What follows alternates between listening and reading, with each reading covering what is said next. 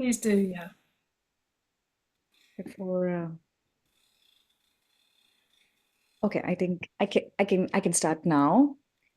Hello and welcome everyone to the Be Waste Wise webinar of the month. I'm Akanksha Singh. I'm the community builder at Be Waste Wise. And as most of you all been knowing that Be Waste Wise has been organizing such waste dialogues on a monthly basis, addressing the need for knowledge dissemination on waste management since 2013. We are a non-profit organization and we've been bridging this waste solutions expertise gap worldwide for over a decade now. If you see the value in making such diverse sustainability dialogues free of charge available to anyone and everyone, then we request you to please support us in our mission. We encourage you all to do check out our website and donate. We'll be sharing the link to the donation page over the chat as well. Now, moving on to the discussion of today's webinar, overconsumption. The holiday season has begun, and now is the ideal time for us to discuss the issue of overconsumption that we all experience. This webinar will look at how we can realistically handle the issue of overconsumption at any time, but especially during this time of the year. To moderate this webinar today, we have with us Emma. Emma Burlow, she surely does not need any introduction. She is one of UK's Like leading that. specialists on circular economy and sustainability in business. She has worked directly with businesses and on sustainability for more than 25 years now and founded Lighthouse Sustainability in 2020 to deliver impactful advice, coaching, and training. And we must tell you that she's recently started off with the podcast on her Lighthouse Sustainability. So, congratulations, Emma, on that. Thank you. Today, she will explore on how we might adopt more circular business models and be more creative in how and what we spend our money on to reduce the impact of consumption around gifting and clothing, especially around this year, around this season. Emma will address this topic with all female panel today of learned industry experts. Charlotte Molle from the Little Loop, and Jen Gale from Sustainabilish. Before we proceed further, I would like to make few announcements. This webinar is being recorded and will be uploaded on our website and YouTube channel.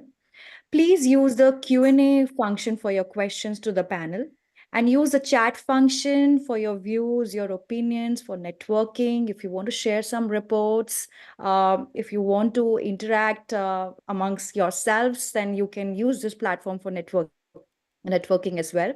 As you've already seen that our panelists have shared their LinkedIn profiles, you can connect with them on personal level as well.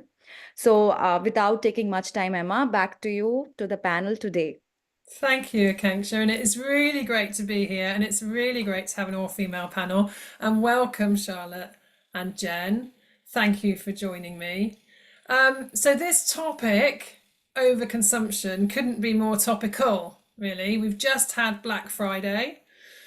Now I'm seeing in the chat we've got attendees from Zambia, from Montana, from South Africa, from Maine in the USA, and from the UK as well. So I'm so thrilled, and I really want you all to join in as much as you can by telling us what you're seeing around overconsumption. Share your stories, and as we get into it, also telling us what solutions you're seeing.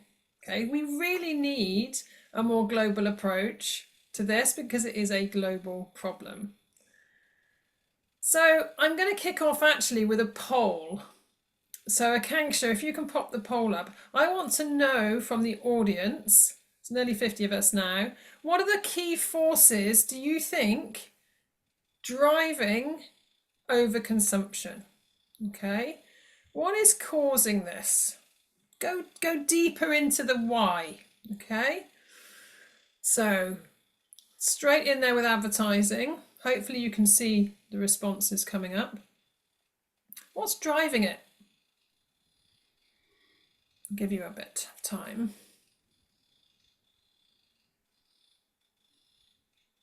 If we don't understand the driving forces, how do we start to address the problem? So we tend to just look at what's right in front of us, and we tend to try to take individual actions, etc., etc. And then someone will say, oh, but this is a systems problem.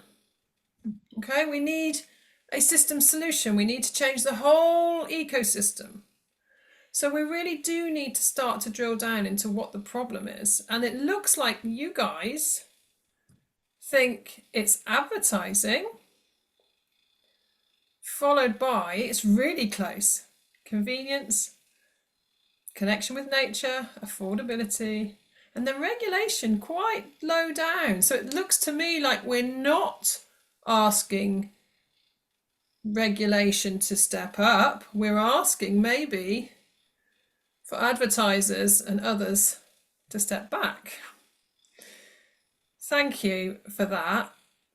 I'm going to come to you now, Charlotte and Jen, and maybe with those responses in your mind, what do you think's driving overconsumption? Charlotte, give us a little bit of an intro into what you do and tell us what you think driving overconsumption. Thanks, Emma. So I'm Charlotte. I am the founder of The Little Loop. The Little Loop is a circular economy platform for children's clothing. I've been in the circular economy now for 5 years. So I started the business at the end of 2019. We launched it in 2020. We started as a children's clothing rental business. So we had a subscription rental service for children's clothes, so that you could access clothing instead of owning it, in order to try to reduce overconsumption, particularly with children who grow so quickly.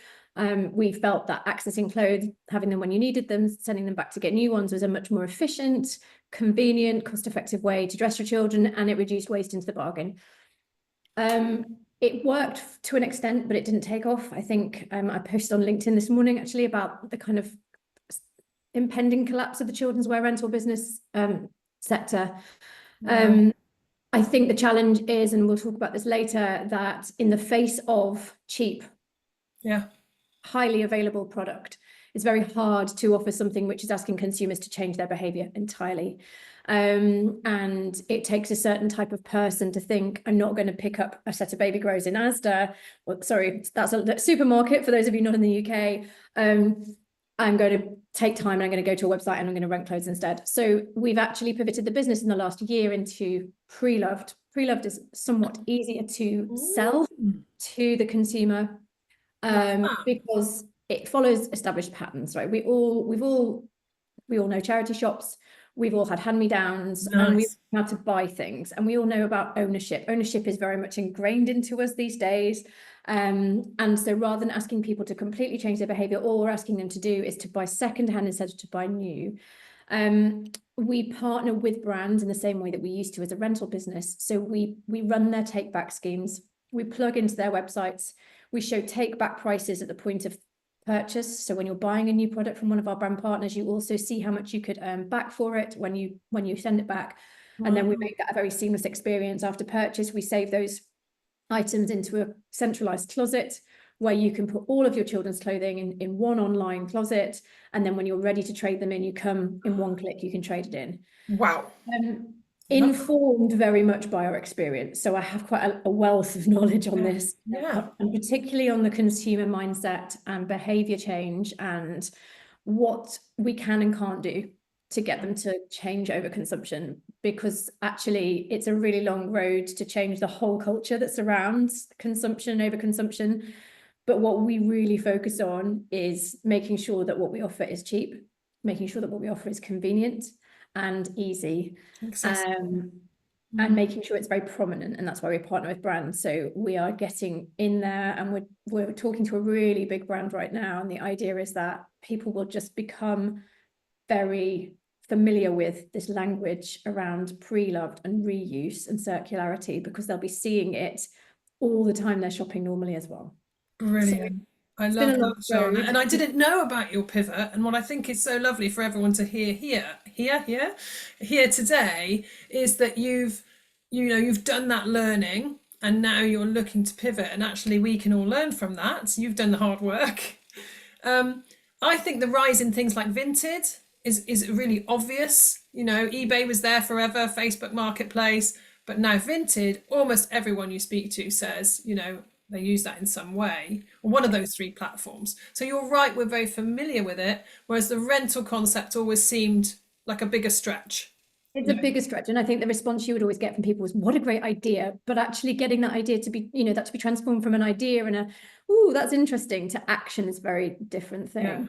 brilliant. Answer the question around what's driving overconsumption. I think the challenge with the poll is it's not one thing. Yeah, of course not. No. It's an incredibly complex interplay of all of those things. And it's not so much advertising as marketing, I would say. Okay. But I think the thing that's not represented there is the changing mechanics of production, which we've seen in the last 10 years. So I think probably one of the most significant factors is the proliferation of plastic materials. And in fashion, it's polyester. Yes. And the ease of production and the speed of production of polyester, coupled with AI-driven short production cycles, we can get product onto the shelves like this, quick. And I mean, incredible, as much as I hate to say it, businesses like Shein, incredible from a business perspective, not from a planetary perspective, have learned how to have incredibly short turnaround on design, test, and launch product. So there is, and there's no barrier to it. So there is product landing on our shelves every single day, newness, and it's a dopamine hit. You know, in short terms, buying these products, which are incredibly cheap, which can be delivered to your door within days, it's dopamine hit after dopamine hit after dopamine hit.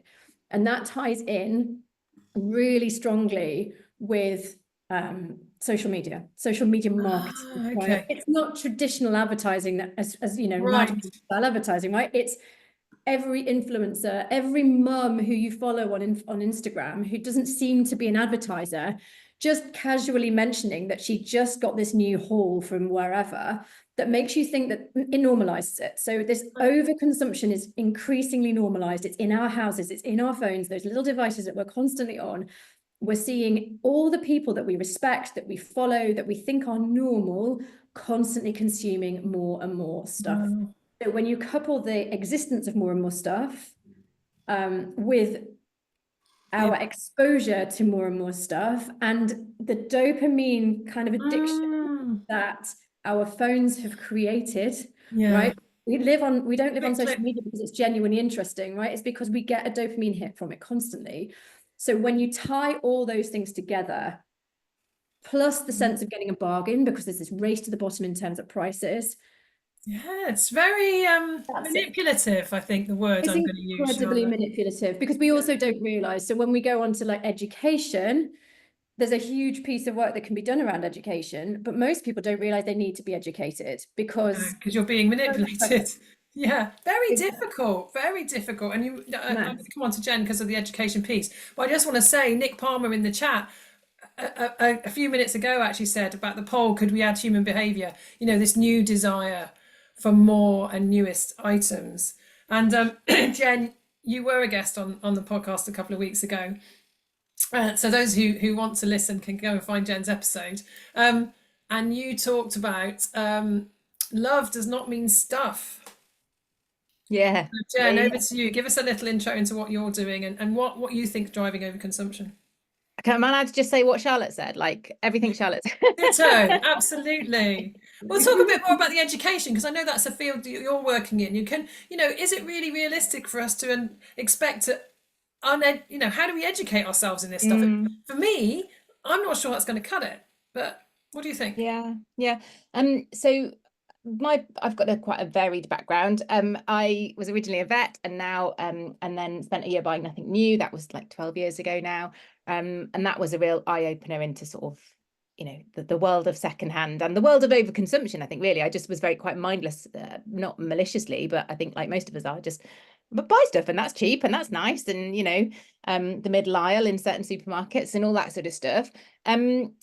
And then so I've been sort of running sustainable-ish for sort of 10 or 12 years now, and do carbon literacy training like you, Emma, and but more recently this year I've started working with schools with Let's Go Zero.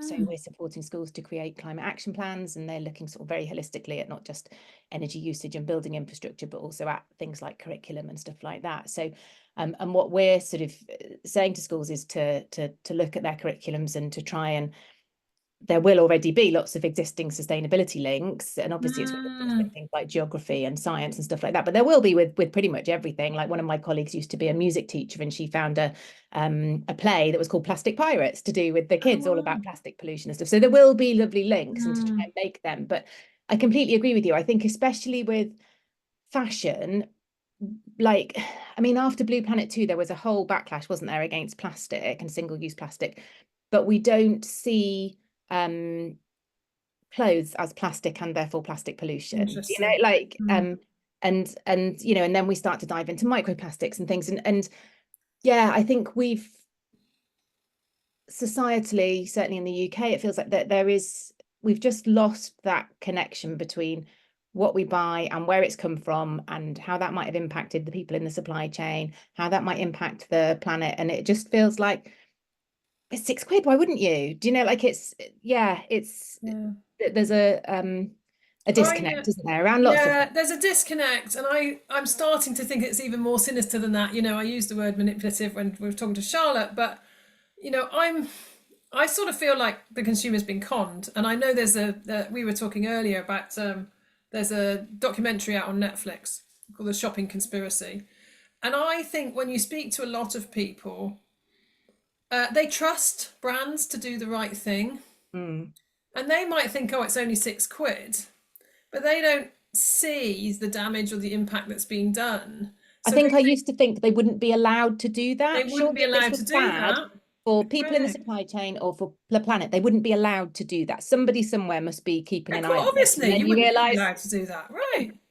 Actually, Natalie in the chat's just put in, I'd add economic growth, and I think she's that literally is the baseline of all of this. Driver. Every country in the world is going after exponential economic growth to keep the lights on. You know, we have a massive welfare bill. How do we pay it? We grow the economy. So it's not in anybody's interest, any government's interest, to legislate against the businesses which are driving more and more purchasing, even if what is being purchased is ultimately ending up as waste, is polluting, etc. Because everyone's discounting the future for the sake of growth right now. And it goes through it, you know, it penetrates every system, because, you know, so our business, for example, we need to raise money. We have to, because to grow a brand new business, you have to fundraise. You can't do it. You can't bootstrap it, especially not a circular economy business, because they grow slowly, because you've got to have product in order to have sales out, and you can't go to your factory in China and manufacture 10,000 of this thing and sell it so you can get rapid growth. It's a slower so you have to fundraise.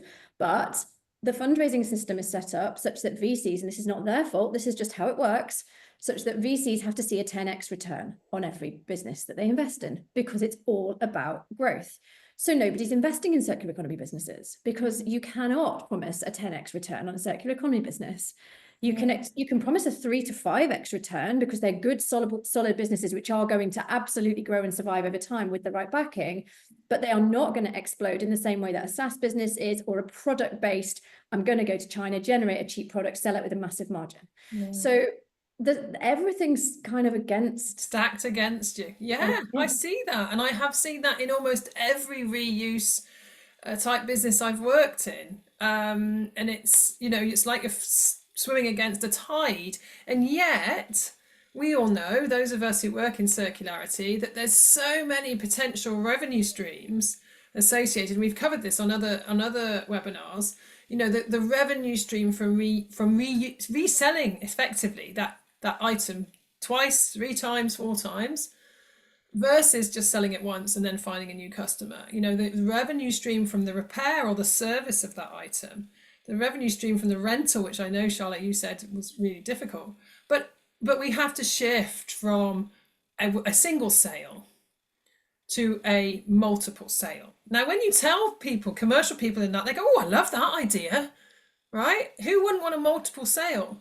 But we're so entrenched, and I think that is the word, you know, that we do feel like we're pushing against that narrative. And also, just as a side story, when you ask consumers, they, as you said, Charlotte, they will often say, oh, I don't really get that, or I don't really, you know, because they've been so conditioned to And there's a premium that comes with newness as well, right? So right, okay. people love to buy secondhand now. That's great. You know, as you said, vintage has absolutely changed the landscape there. People are Right. passionate about secondhand, I would, you know, but one of the biggest drivers for that is because they know they can get it cheap. So if you don't sell secondhand clothing, I mean, the maximum you can sell something that's secondhand for is about 40% of RRP, and it has to Right, be that's interesting. has to be in virtually new condition for that. So that markup is all margin that's being lost. So you're absolutely right. We can resell things multiple times, and over time that product will earn, you know, more money. But the secondhand sales are at such, you know, secondhand has been devalued, and it shouldn't be. We should, if we weren't constantly discounting our new product, Yeah, there's a false economy. Like, then we'd be exactly, able to sell secondhand product at a higher price. And then we would have an incredible system because, like you say, circular economy would be generating almost as much revenue, but without the inputs, yeah. without the pollutants. Well, I have a client who openly says we earn more profit off repair than we do off sales, right? Per item. Yeah, their entire business model is on sales because that's the way the business was built. But the guys in service will say it's really lucrative, you know, for us. Now that happens to be repair and service. So it is just a case of getting those mindsets shifted. But I mean, a couple of people have been saying here in the chat, you know, we need to move the structures. So things like VAT on reuse, VAT on repair as well. And somebody else has said here about it's not even being talked about, this connection between waste and the environment. So maybe finally we need to start talking about it. So Jen, I'm going to come to you. So we've talked about some of the barriers, political, investment, etc., etc. As you said, you've been running Sustainabilist for over 10 years now. So what do you think some of the biggest challenges that you've seen in the UK? How might they translate, I don't know, around the world? You know, are they generic? But what are people saying to you as to why they don't adopt more sort of circular habits or shopping? Yeah, I guess it ultimately, I think comes down to convenience and affordability for most people. So like the reason Amazon is so successful is because they have deliberately very and systematically removed any friction in that system for you to find and buy what you need as quickly as you need. And as you said, Charlotte, you get that dopamine hit. And then I've had people say to me, literally, it arrives the next day and they'd forgotten they'd ordered it. Do you know, like it's just Absolutely. They're on to the next fix, right? Yeah, They've got to buy because something you- else yeah. because you only get it when you buy, you get it when you press the purchase button, not when you keep it. Yeah. Oh. So it's mad, isn't it? And so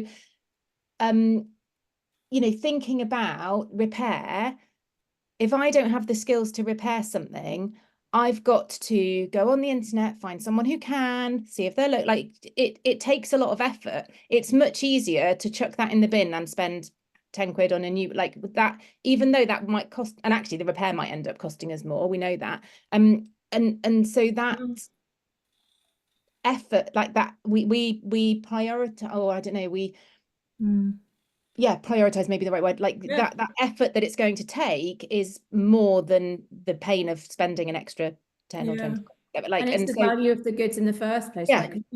Because there's so much cheap stuff on the market, and some of it's okay quality, some of it you can't tell the difference between that and you paid an extra 20 quid for. Most of it's not, but you're not spending £100 on, let's say, a pair of boots because you can get them for £30, right? So you're not going to bother repairing them because it's not worth it. Whereas if you had to spend £100 on it and you got something that was incredible quality and you love, and you know you can't afford to buy another pair because then you have to repair it.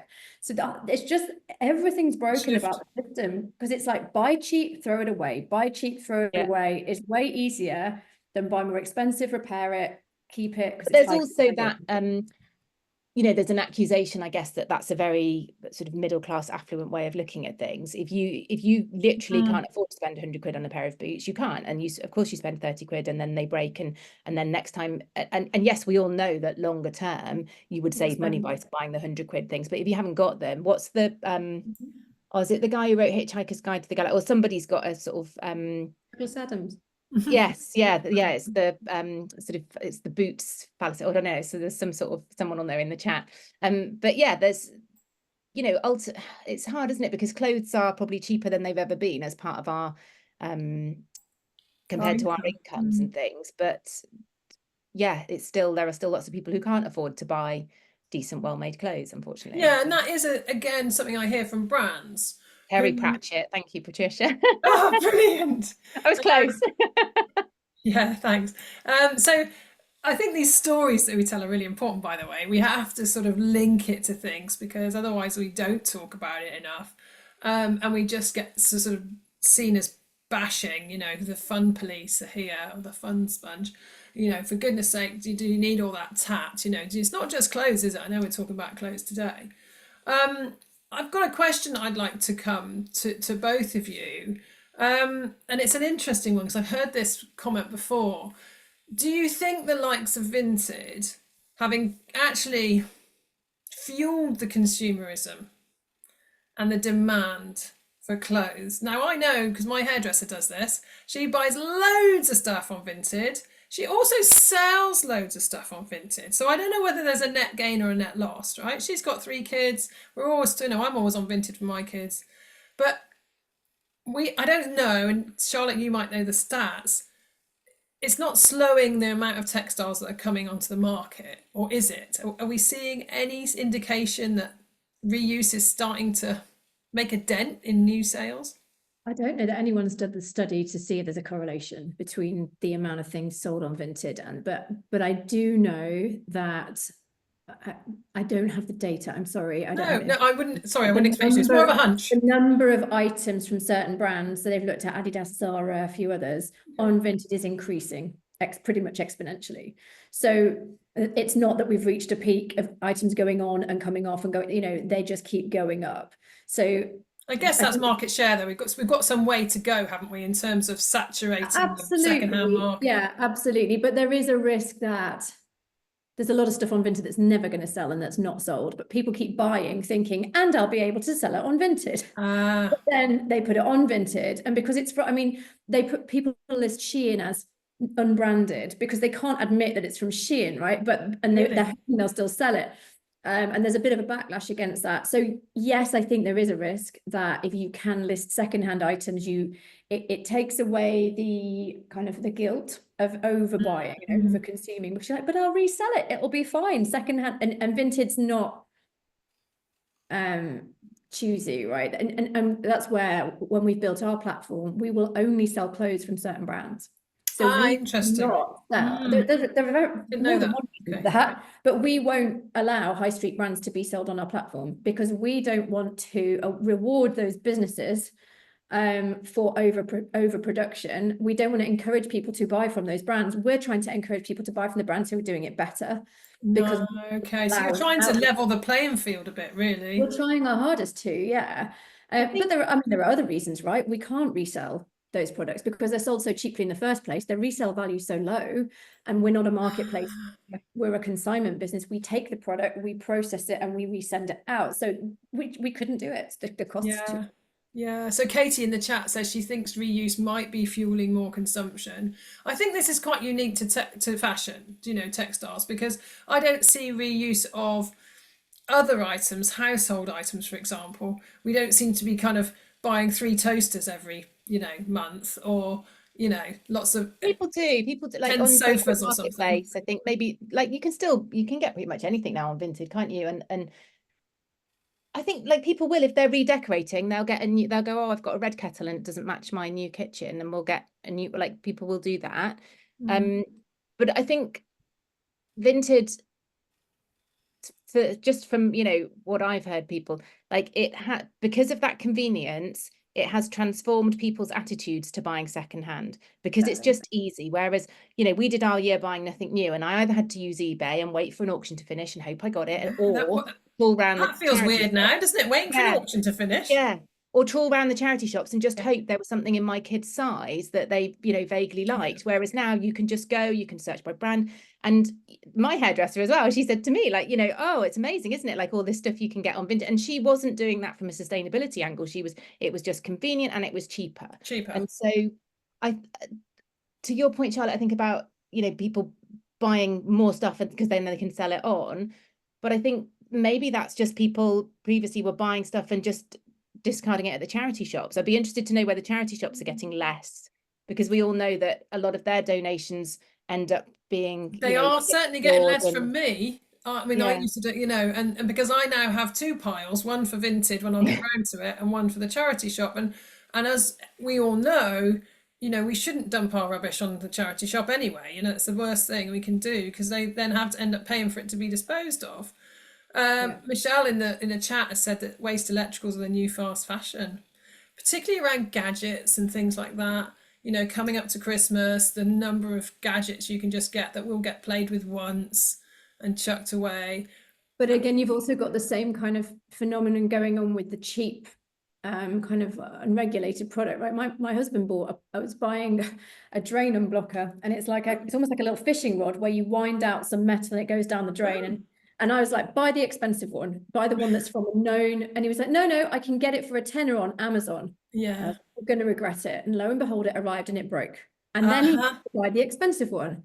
But this is what people are doing constantly, right? I'll buy the cheap one, and then they might learn their lesson, but that product's been made, purchased, thrown away. That's such a good point, Charlotte. I think it probably happens with lots of things. And like you say, shall I chance it? Oh, it's only a tenner, I'll give it a go. And it arrives and it's utter junk. But so vintage is like the ability to resources. resell it's a driver, but the biggest driver is just the availability of that junk in the first place. And that does go to regulation. I know no one really said regulation, but ultimately our governments are not regulating the import of these products. If there was regulation against polyester fabrics, the fast fashion industry would collapse. Ta-da! Solution. It might seem incredibly, simplistic. And obviously there is the petroleum lobby who would not like that to happen at all. As we've, there's been issues today, haven't there, with plastic treaties collapsing because the lobby from... It's all linked. Yeah. But that's the kind of brave step that we need, because if these products can't be produced, then we cut the head off the snake, Yeah. Well, I think we happens. saw it a little bit, didn't we? With seeing it with electricals and textiles in terms of where they end up in the world. So I'm wondering if there's anybody here in the audience that can share their kind of experiences of, waste textiles turning up, flooding the market. I know I've heard of that. And I know I've also heard of countries closing their borders to imported textiles, for this reason. All that really happens now is that it gets moved around somewhere else. Megan is saying in the US there are issues with charity shops being dumped on with high quantities of low quality goods. I think that's the same in Europe. Fast fashion furniture, just junk, broken junk. So I know that's exactly the issue. And then also, Patricia's saying that charity shops are starting to restrict what they will accept. And this is a problem, both with electricals and textiles, that a lot of it just ends up in the black bag. So one of my kind of mantras is the day we started having black bin bags was the beginning of all of this, right? Because you can hide all manner of sins in there. And we're seeing this now with things like fires from vapes and stuff like people just chuck everything in the black bin bag and hope that the recycling fairies will pick it up. And we need to just lift the lid on all that and either make it more expensive or something. Clear bin bags, maybe. Abigail says I think they did trial that in Wales, didn't they? Somewhere in Wales trialed clear bin bags, and it was hugely successful. Really? Yeah. I think what a simple thing, and not particularly costly. Abigail's saying that she's estimated 49% of textiles end up in the household residual bin. Now, I think it's about 30% of small electricals as well. Might be higher than that, but that's quite a lot of electrical stuff. And there's talk of increasing curbside collection, curbside recycling collection of textiles. I know that in the Textiles 2030 working groups, that's a big. Oh yeah, well, someone's put that in the chat. Thank you for that. But that's a problem, because if people think they can recycle stuff, they're not doing the wrong thing anymore. No. As soon as we're like, it's okay, I'm recycling, it's like, it's not okay. You just need to cut down on what you use in the first place. Recycling is not a panacea. And recycling, when it comes to textiles, charities like Salvation Army, etc., are managing to make money at the moment out of recycling certain textiles and picking them out and selling them and sorting them. But the majority of it is being shipped overseas to the likes of Cantamanto market and being burned. And it's polluting other countries. And we're offshoring our we're offshoring our problem, and we're able to turn a blind eye, but it's okay because we put it in the recycling bin. It's not okay. Yeah, no, it's the good old-fashioned waste hierarchy, which is, probably the reason we're all in this industry, reduce first, reuse, and then recycle. And a question's come in from Natalie that I'm going to divert our attention to briefly. What about technology to recycle used clothing? So talk about the panacea, Charlotte. This is the holy grail, taking very, recycled very clothing back to its problematic. raw materials, fibre to Yeah. fibre, they sometimes call it. So it's Natalie only asks, really is it happening? possible. It's only really possible when a garment is made of 100%. It's single fiber. So if it's 100% Okay. cotton, it can be recycled back into reasonably good quality material, albeit every time it's processed, it degrades. There is a lot of chatter around polyester recycling and 100%, the ability to 100%, but that's still plastic, and it's still, that's still a problem. But the majority of our clothing and the majority of textile products are blended fabrics, and they are incredible. So even if it's like 5% elastane and 95% cotton, and most products aren't that. If your average piece of knitwear is elastane, nylon, maybe a bit of cashmere, maybe a bit of wool. There's a well-known brand who call it the kitchen sink blend. You cannot extract those fibers from one another. And then it can't be recycled. So again, it means redesigning the product in the first place. That we have to redesign for product which is 100% one material, and then we have a chance. But even then, the technology is a long way off. And a business, I can't remember the name of it, which was doing fibre to fibre recycling, has just gone under because they had a big contract with, I think, Zara. They had a big contract with someone, and then it got pulled because the fabric wasn't cheap enough. Yeah, it's not a solution, and you see it a lot in the footwear market. Recycled plastic trainers, recycled this, recycled that, and I mean it's across the whole waste and circular sector. In that we've got this obsession. Natalie's put Renewcell in the chat. So I think we understand that. At least those of us working in circularity understand that. But it is a huge distraction for people, and it is a kind of guilt-free solution. Recycling's always been that kind of doesn't slow consumption. It's an end of pipe solution, and not a very good one at that. But I want to come on to kind of your recommendations, because both of you have got tons of experience. So if there are people listening who are working at a brand or advising a brand, let's do that first, and then let's come to the sort of consumer. So what do you think? What would your key recommendations for a brand wanting to explore this change? Because it seems to me like they might be stuck. Just how do you start to move from that? Charlotte, what would you recommend to a brand like Zara? Like, how do they start? Zara is a really difficult one, right? Oh, sorry, pick another brand. A huge high street or fast fashion brand is very problematic because their whole business model is fundamentally about overconsumption. They can't survive unless they produce on a massive scale.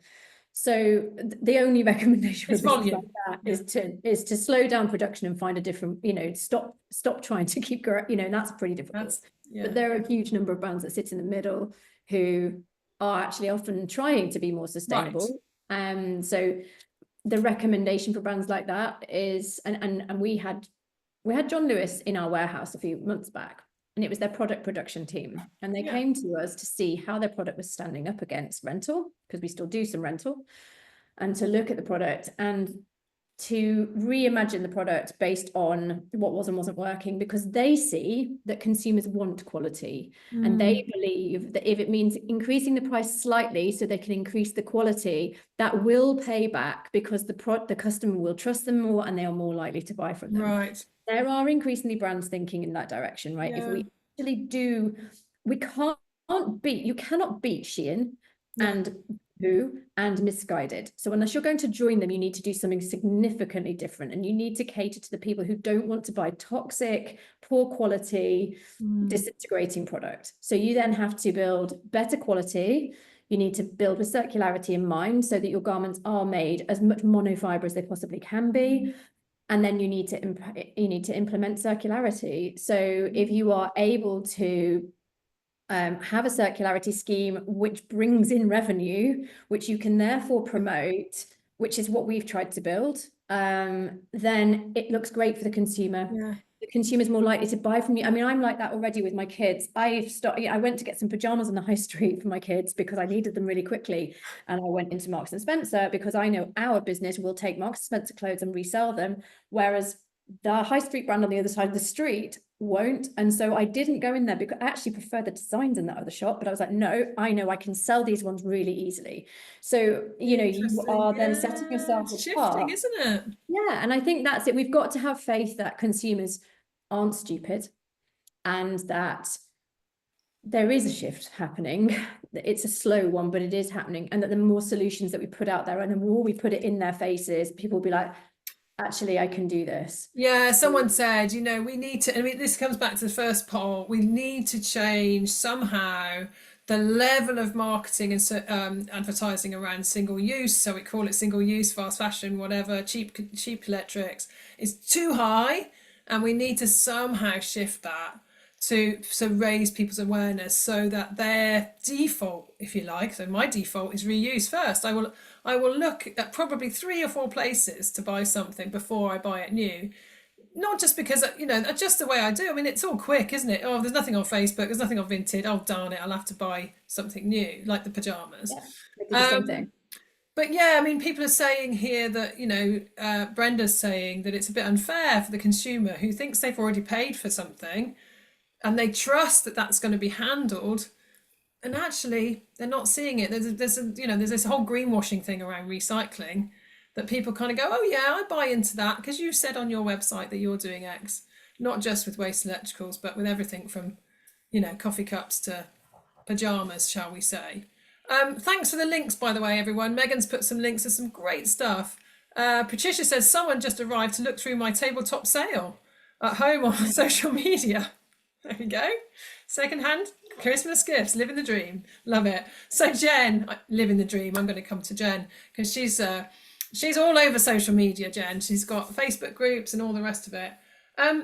What do you say to consumers or people maybe that come on your courses, or what do you see that works? What shifts people from a kind of consumerist lifestyle to a more conscious lifestyle? One of the things that I recommend quite a lot to people is giving yourself some breathing space. Like when you because everything's so instant now, and it's so easy to buy stuff. Actually, you know, and we've probably all done this with the kids, especially at this time of year. Oh, just wait and see what Father Christmas brings you, because you're just trying to, and you know, I would do it with my kids in the shop. They'd say they want something, we take a picture of it, and I'd say to them, if you remember that in a week's time, come back to me. And of course they never do. So we can do the same ourselves, can't we? You know, if you're bored on your lunch break and you're shopping, you know, you're window shopping and you see something, take a picture on your phone and just walk away and leave it for a bit, you know, go and have your sandwich or whatever. And similarly, I think online, put stuff in your basket, and if you remember it and you come back to it, it just removes that kind of instant fix and that. And yes, you don't get the dopamine hit and all those sorts of things, but I think that that can be really valuable. And that was for me doing that year buying nothing new, because we couldn't find what we wanted straight away. Funnily enough, 9 times out of 10, we ended up not needing it or not buying it. Passed, and so that moment passed.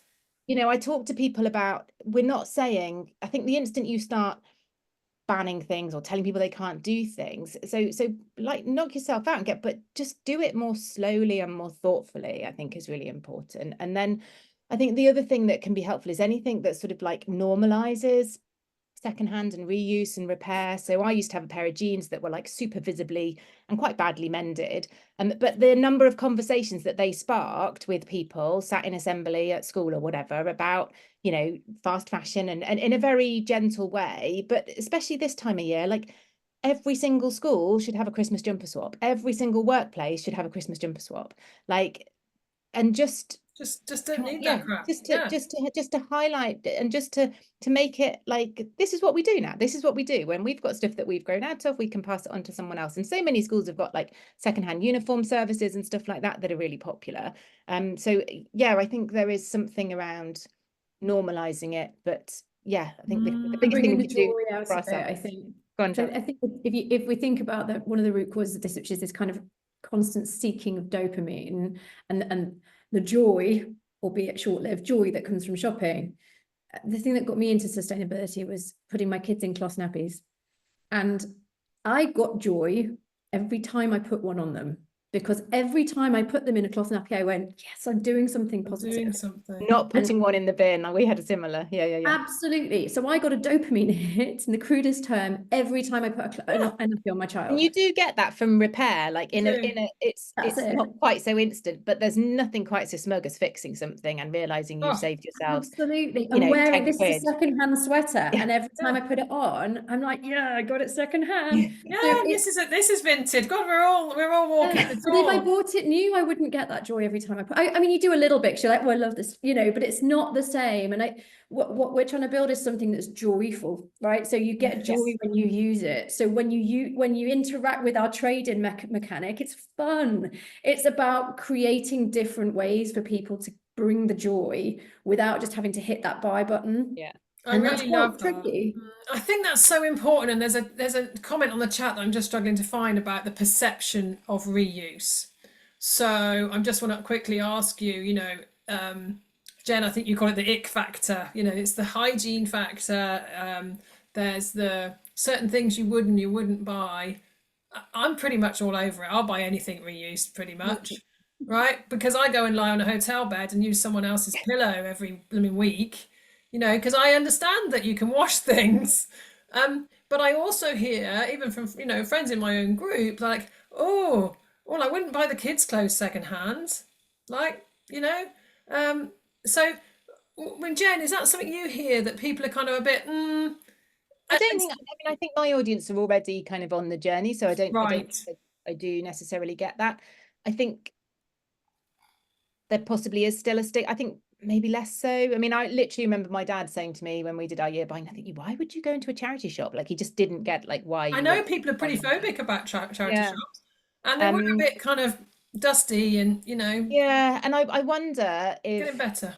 I don't know how to say this in a sensitive way, whether there's more stigma for people who might struggle to afford, because there's a like, I can buy this, I want to be able to buy this new, and therefore is there a stigma in poorer socioeconomic groups of people not wanting to sort of do that, whereas you know, in a lovely middle class town, it's just like you're very excited to share your bargain with your friends. You've got nothing to prove, have you? Yeah, exactly. I've heard that around repair cafes. So I've heard a kind of critique around repair cafes are always in lovely, leafy affluent towns where people are retired and they've got time, and you know, and I'm not mocking it. I think it's amazing. They don't tend to be in, you know, the hardest to live places. So we've got time to kind of love and nurture. We can, my angle poised lamp, you know, I'll get that fixed, and my £100 grandfather clock or whatever. So there is that, and I think we need to, this word normalize keeps coming up, and I'm just going to say, I think Vinted is normalizing. Yeah, definitely. I really do, because you have none of that ick factor, you know, have none of that, for some reason that's gone, right? You have none of that, I've got to walk into a charity shop with a load of old ladies, or whatever perception you've got. So I mean, my kids, and I think someone else has said here, it's completely transformed the way they shop. So my youngest is a bit into his brand, so he'll say, I want a Nike jumper or whatever, and I'll say, good luck with that, but he'll find one on Vinted so he can have his brand, right? But it'll be a used version. So I think we're on a shift. Elle, who I know is in the Netherlands, says that the reuse model is a norm across different age groups. She says that shift has been made, so maybe that's the way we're going. As long as the reuse model is displacing purchasing new, that's it. And one of the reasons that I kind of didn't feel a huge amount of grief when we started to move away from the rental model was that what we saw a lot of parents doing was renting on top of buying. It was like an extra. They would use it as a top up because they felt like it was a guilt-free top-up. There weren't many who were replacing their purchasing habits with rental. What we're hoping we're doing with second-hand sale is that they're buying second-hand kids' clothes instead of new. And I think with kids wear in particular, it is easy because people will do that. And we're winning market share from Vinted because it's not ick factor so much as people factor, trust factor, and that people have bad experiences on Vinted with someone who's Yeah, I've had a couple of not duffs. fantastic and maybe send something that's dirty or damaged or whatever. Whereas they know, because we quality control everything, that they're not going to have that. I think a big section of society will need that, Charlotte, because I mean, Yeah.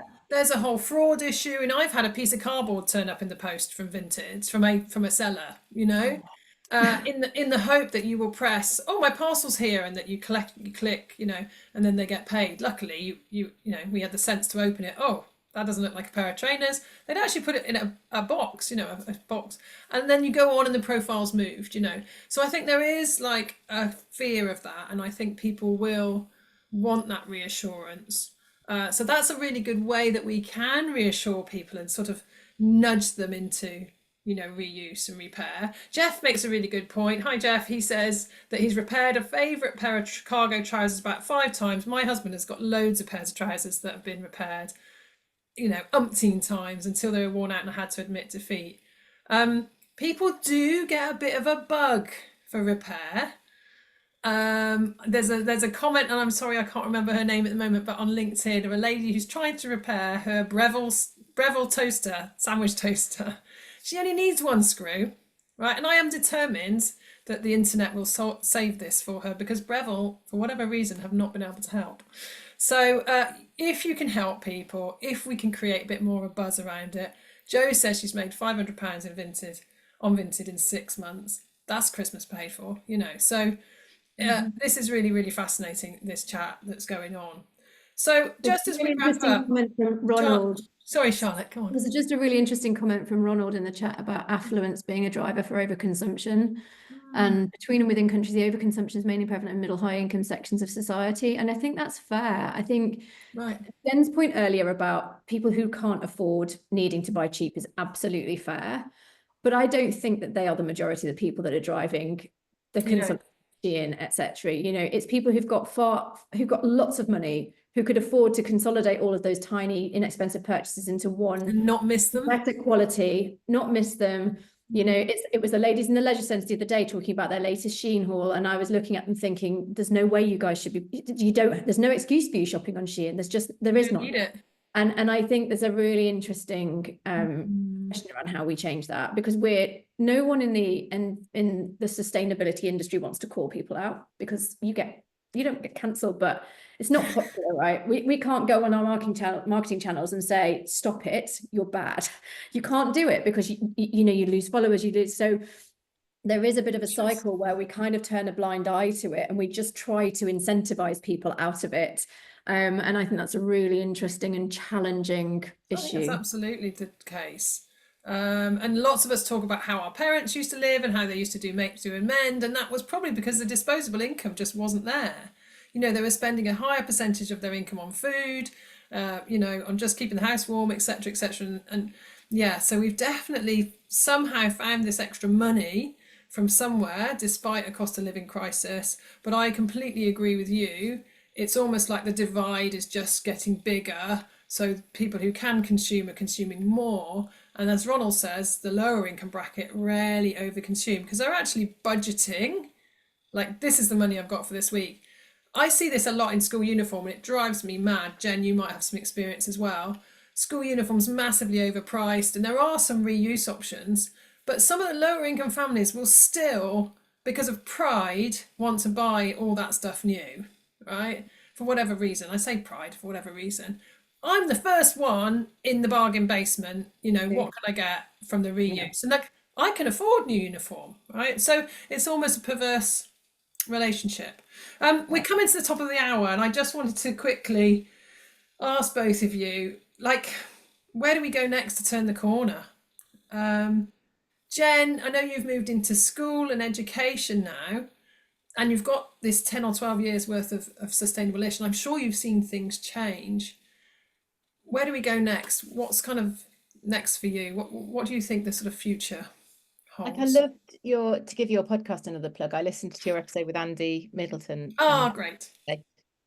And there's a bit in there where he talks about, like, he as one person could individually train all of the, like, 20% or something of all of the teachers in Wales to then, do you know, like, and so I think there is a big education piece in helping young people to understand the impact of their consumption and to slow consumption down and to sort of start Right. to change societal norms. I think that could be really great. But ultimately, this needs regulation, and I don't think governments want to touch it with a barge pole. I said in the chat earlier that, like, Kate Rayworth of Donut Economics, she did a great podcast with Rory Stewart and Alistair Campbell, and they were just like, this is absolutely never going to get, no one will touch this with the barge pole because it's just Really? politically unacceptable, and they wouldn't even entertain the issue that it was, it was mad. So it is really, really difficult. But I know there is some great stuff, like Keep Britain Tidy. You've got their new waste hierarchy that was out earlier on this year, and they've done a lot, and they're doing like Buy Nothing New month every year, and so there's stuff happening. But I think until, as you said, Charlotte, Right. So you're calling for greater regulation, Jen, really?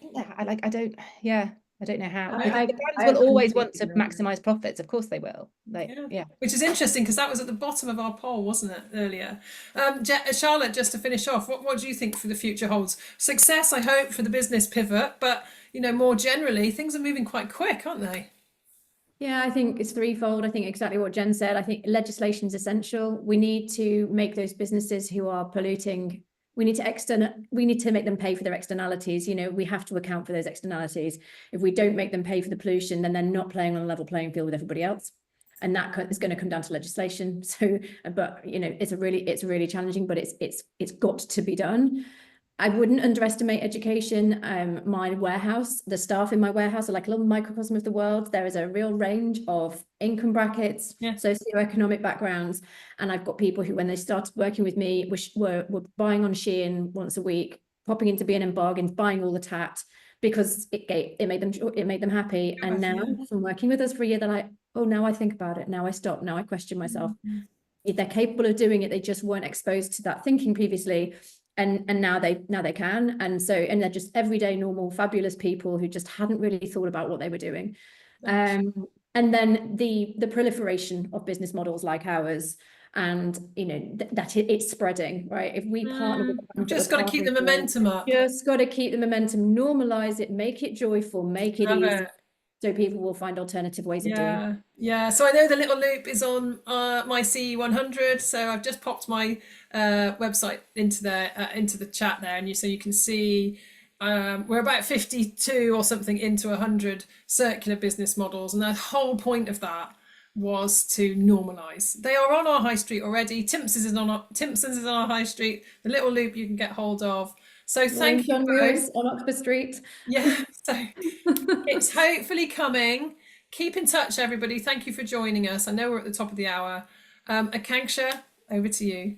Thank you, Emma. Thank you so much to our panel today for taking time out and sharing your knowledge and experience. And I can see that we have been having a lot of comments. The chat function was flooded with comments and views and links, and mostly they were interacting with you all with relation to reuse, and we can see such insights and such information flooded. So thank you so much for the attendance today. As we mentioned, this webinar is being recorded and will be available on our YouTube channel and on our website. If you want to connect and you want to stay updated on future events like these, we have the whole calendar booked for the next year as well. Please, subscribe to our newsletter and follow us on social media. Thank you all, Emma, Charlotte. Thank you, Jen, for taking time out again, and good day to all. Thanks, everyone. Have a great day. Thanks, everyone. Bye.